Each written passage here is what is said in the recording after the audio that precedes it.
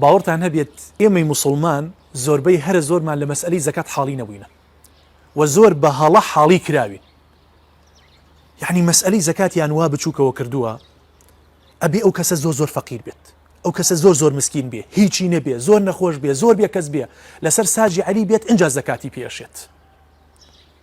و تاوانی کۆمەڵی مامۆسای بەڕێزیشی تایە کە بە هەڵا خەڵکیان حاڵی کردووە.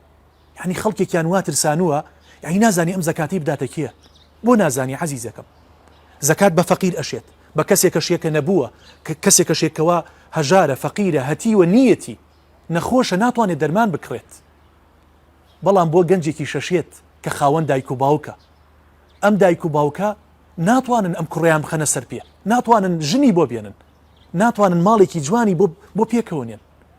ئەو گەنجەی کەوا ژنی نییە مستحقی زەکاتە. ئەگەر چی ئەم گەنجە خاوەن دایک و باوکیش بێت، خاوەن براو کە سوکار بێت، مادام کەسەکەی مادام وەلی ئەمرەکەی نەتوانێت ژنی بۆ بێنێت، ئیمکانیەتی نەبێت ئەم گەنجە موسڵمانە زەکاتی پێشێت.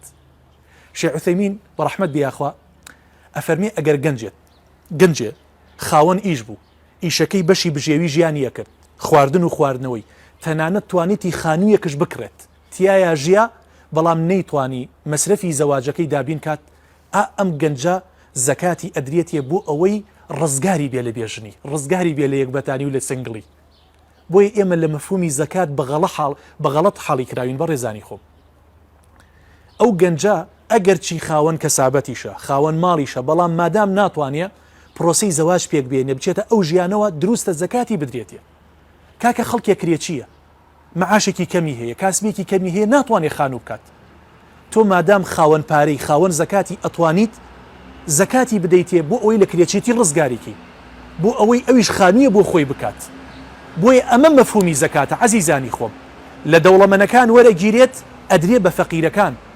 تەنانەت شێخ عوثەیمین بەڕەحمەت بیاخوا فەرمێ گەنج چەندە پێویستی بە خواردن و خواردنەوەیە، زیاتر پێویستی بەوەیە کە زەواج کات، پێویستی بەوەیە ژن بێنێت. واللهی عەزیزانی خۆم ئەگەر ئێمە دەستی گەنجەکانمان بگرین، پرۆژەیەکمان هەبێ لە پارەی زەکات بتوانین یعنی ئەو گەنجانە لە بێژنی ڕزگارکەین، واللهی گوناه لەناو ئەم موجتەمەعەیە کەمە بێتەوە. یعنی کچەکانمان ئەچنە ڕێگەی خۆیان، کوڕەکانمان ئەچنە ڕێگەی خۆیان. بۆیە مەفهومی زەکات بەغەڵەت حاڵی کراوە ئەو خەڵکە، یعنی بەغەڵەت ئەم پەیامە درراوە بەگوێی خەڵکە.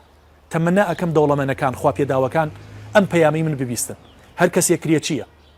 خانووی نییە تۆ ئەتوانی زەکاتی بدەیتە خانوو بکات، زەکاتی بدەیتێ عەرزەیە بکرێ، وردە بیکاتە خانوو.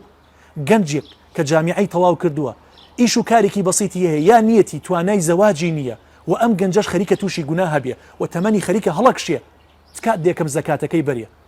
2 دەفتەر زەکاتت هەیە، بۆچی ئیدی بە 200 ماڵ؟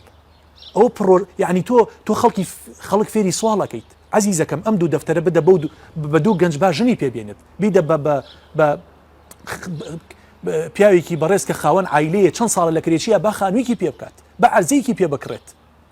یعنی ساهی وهەیە 50 وەرەقە زەکاتی هەیە، ئەیوێ بە 100 ماڵ 200 ماڵە تەوزیعیکاوە، غەڵەتە عەزیزەکەم. پرۆژەکەت پێویستە گەورە بێت. ئەم 50 وەرەقەیە بدە بە گەنجێک، با ئەم گەنجە بتوانێت بچێتە ماڵی خۆی. 30 وەرەقەیە داتە ئاڵتون و شتومەک بۆ خێزانەکەی، 30 وەرەقەکەی تری خۆی پێ تەکوینەکە، ئەساسی ماڵەکەی پێکات. تەمەنا ئەکەم پەیامەکەم گەیشت بێت.